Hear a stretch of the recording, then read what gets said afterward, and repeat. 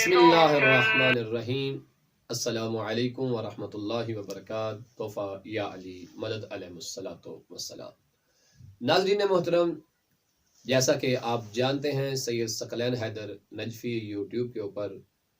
سلسلہ وار گفتگو تاریخ العلماء شیعہ کے متعلق جاری و ساری ہے، اور اس سلسلہ وار گفتگو کا ہدف یہ ہے کہ اس دور میں نوجوان نسل کو اس بات کی طرف متوجہ کرنا کہ ہمارے بزرگ علماء نے ہمارے لیے کیا کیا اور کس طرح سے مذہب آل محمد کو بچایا گیا ہے اور محفوظ کر کے ہم تک پہنچایا گیا ہے۔ ایک ایسا سوال کہ جس کی وجہ سے اس وقت سوشل میڈیا اور ہماری محافل کے اندر فتنہ انگیزی پھیلائی جا رہی ہے، اور وہ یہ کہ آیا علماء فقہا کی تقلید کرنی چاہیے یا نہیں کرنی چاہیے، تقلید کا مطلب کیا ہے، کس معصوم نے کہا ہے کہ تقلید کی جائے۔ تو انشاءاللہ اسی کوشش پہ ہیں کہ ہم ایک تفصیلی انداز میں اس موضوع کو جو ہے وہ اپنے سامعین اور ناظرین تک پہنچائیں گے، لیکن یہاں میں یہ بتا دینا ضروری سمجھتا ہوں کہ اگر آپ یہ جاننا چاہتے ہیں کہ تقلید کس معصوم نے کہا ہے کرنے کو، اس میں تو متعدد روایات موجود ہیں، قرآن کی آیات بھی اس کے اوپر شاہد ہیں، لیکن میں اپنے دیکھنے سننے والے سامعین اور ناظرین سے ملتمس ہوں کہ جب آپ لوگ کسی فرد سے یا کوئی فرد بھی اس موضوع پہ اگر بات کرنا چاہے تو اپنے ہوش سلامت رکھے، ادب کا لحاظ رکھے، اور اس کے بعد سب سے پہلے بنیادی طور پر وہ یہ جانے کہ تقلید کا مطلب کیا ہے۔ جب لفظ تقلید کی پہچان ہو جائے گی تو پھر اس تقلید کے لفظ کی پہچان جب حاصل یہ فرد کر چکا ہے تو پھر روایات میں تلاش کرنا آسان ہو جائے گا کہ آیا ہمیں معصومین علیہ السلام نے تقلید کرنے کا حکم ارشاد فرمایا ہے یا نہیں فرمایا۔ اب اس پہ بات میں نہیں کر رہا کہ آیا جس کی تقلید کی جا رہی ہے وہ امام کا نائب ہوتا ہے یا نائب نہیں ہوتا، آیا اس کے پاس نیابت خاصہ ہے یا عامہ ہے، یہ باتیں ہم ساری پہلے کر چکے ہیں۔ آج جو بتانا مطلوب ہے وہ یہ ہے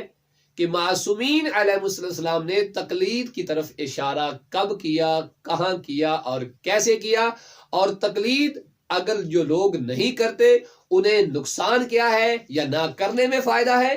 اور جو لوگ تقلید کرتے ہیں وہ کیوں کرتے ہیں، تقلید کر کے وہ کون سا فائدہ ہے جو وہ حاصل کرنا چاہتے ہیں، اور جو نہیں کرتے وہ حاصل نہیں کر پائیں گے، یا تقلید کر کے انسان اپنے آپ کو ہلاکت میں ڈال رہا ہے۔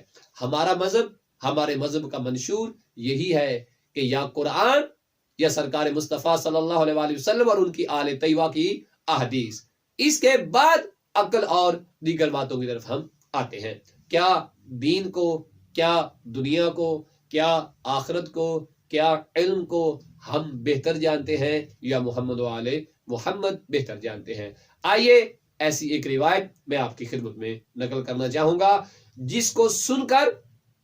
ہر صاحب عقل و شعور انسان اس بات کو سمجھ لے گا کہ ہمیں دھوکہ دیا جا رہا ہے یہ کہہ کے کہ علماء کی بات نہ مانی جائے یا علماء کی تقلید نہ کی جائے۔ یہ لوگ ہمیں دھوکے میں رکھ کر در حقیقت اہل بیت کی تعلیمات سے دور کرنا چاہ رہے ہیں، جبکہ علماء کی طرف رجوع کرنے کا حکم، علماء سے دین سیکھنے کا حکم روایات میں موجود ہے۔ کسی سے سیکھنا، کسی کی طرف رجوع کرنا در حقیقت یہی تقلید ہے۔ تو آئیے ہم اس روایت کو پڑھتے ہیں آپ کے سامنے اور اپنے سامعین کو سناتے ہیں وہ روایت جس میں امام نے تقلید کا معنی بیان کیا ہے، سمجھایا ہے اور اس کا فائدہ ذکر کیا گیا ہے۔ اس روایت کو جناب شیخ کشی نے اپنی کتاب رجال کشی میں نقل کیا ہے، اور میں بتاتا چلوں کہ جناب شیخ کشی کوئی عام شخصیت نہیں ہے، بہت معتبر شخصیت ہیں جن کی کتاب کے اوپر جناب شیخ توسی جیسی شخصیت نے بھی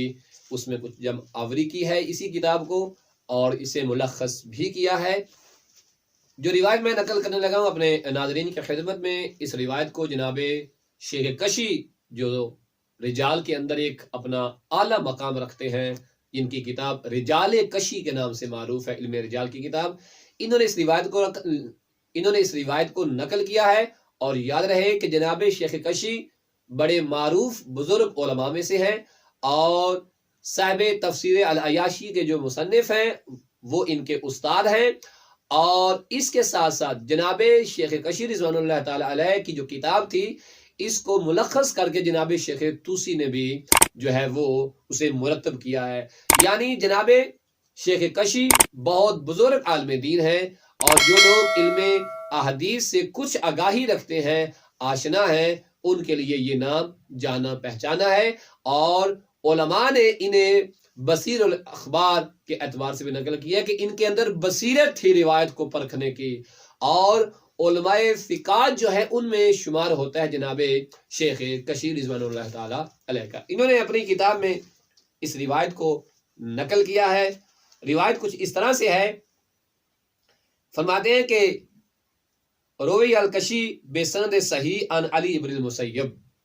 یہ اس طریقے سے روایت نقل ہوئی ہے. اور کہتے ہیں علی ابن مسیب کہ قال قلت للرضا، میں نے امام علی رضا علیہ السلام سے سوال کیا. کیا سوال کیا؟ کہ آقا میں دور ہوں آپ سے، میرا گھر دور ہے اور مسافت زیادہ ہے، اتنی ہے کہ مولا میں روی الکشی بسند صحیح عن علی بن المسیب قال قلت للرضا علیہ الصلاۃ والسلام شکتی بعیدۃ ولست اصل الیک فی کل وقت فامن آخذ معالم دینی فقال من زکریہ ابن آدم القمی المامون علی الدین والدنیا لست آصل الی فی کل وقت، مولا میں اتنا دور ہوں آپ سے کہ ہر وقت میں آپ کی خدمت میں نہیں حاضر ہو سکتا، اور میں چاہتا ہوں کہ آپ مجھے معالم دین کے اعتبار سے، دینی معلومات کے اعتبار سے کوئی ایسا ماخذ بتا دیں، کوئی ایسا طریقہ بتا دیں کہ جس سے میں دین حاصل کر سکوں، حلال و حرام کو سمجھ سکوں، کیونکہ ہر وقت آپ تک پہنچنا ممکن نہیں ہے. وہاں پہ سرکار امام علی رضا علیہ السلام نے جو ارشاد فرمایا وہ قابل غور ہے. فقال،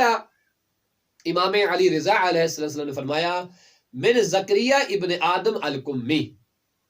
کہ جب تمہاری پہنچ ہم تک نہیں ہے دین سیکھنے کے اعتبار سے، دین کو سمجھنے کے اعتبار سے، احکام الہیہ کو جاننے کے اعتبار سے، تو پھر تمہیں چاہیے کہ یہ تمام چیزیں کس سے سیکھو. امام فرمان من زکریہ ابن آدم القمی، زکریہ ابن آدم کمی جو ہے اس سے تم معالم دین کی تعلیم حاصل کر سکتے ہو. اب اگلا جملہ جو امام علیہ السلام نے ارشاد فرمایا سنیے گا. امام فرماتے ہیں المامون علی الدین والدنیا، جب تم زکریہ ابن آدم کمی سے معالم دین کی تعلیم لوگے، حلال و حرام کو سیکھو گے، سمجھو گے، اس پہ عمل کرو گے، تو زکریہ ابن آدم کی بتائی ہوئی جو باتیں ہوں گی تمہاری دنیا کے لیے بھی کافی ہیں، تمہاری آخرت کے لیے بھی کافی ہیں. تمہیں وہ دنیا میں بھی نفع دیں گی اور تمہیں وہ آخرت میں بھی نفع دیں گی. امام علی مقام علیہ السلام کا کسی غیر معصوم شخص کے متعلق یہ کہہ دینا کہ معالم دین کی تعلیم اس شخص سے لو اور جب تم اس پہ عمل کرو گے تو وہ تمہاری دنیا کے لیے بھی بہتر ہے اور آخرت کے لیے بہتر ہے، اس سے بڑا اور تقلید کی طرف اشارہ کیا ہوگا؟ جو کہتے ہیں کہ صرف معصوم تک یا معصوم کی طرف ہی میں رجوع کرنا چاہیے. خود معصوم فرما رہے ہیں کہ زکریہ ابن آدم کمی کی طرف رجوع کرو. انشاءاللہ ہم آگے بیان کریں گے کہ وہ کون کون سے لوگ ہیں کہ جن کی طرف امام نے اشارہ فرمایا تھا کہ ان کی باتوں پہ عمل کرو.